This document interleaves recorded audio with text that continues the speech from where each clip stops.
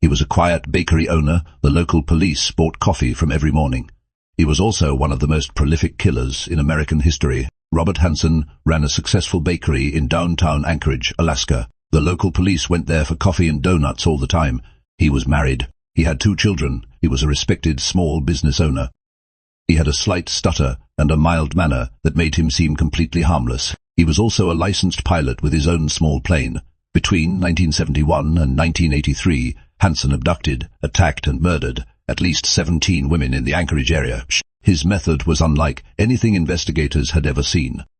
He would fly his victims out into the vast Alaskan wilderness, far from the city, and release them, then hunt them across the remote terrain. Because his crimes happened in the endless wilderness, for years there were almost no bodies and no evidence. He seemed untouchable. Then, in June 1983, a young woman escaped from him. She was found hysterical and handcuffed on an Anchorage highway and told police an abduction story that seemed almost too horrific to be true. Investigators got a search warrant for Hansen's home. Inside, they found jewelry belonging to missing women and an aviation map with locations marked where he had buried his victims. He had kept a map of his own crimes.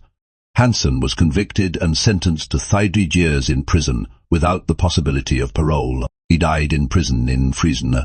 Subscribe, because the brave young woman who escaped and refused to stay silent is the only reason this case was ever solved.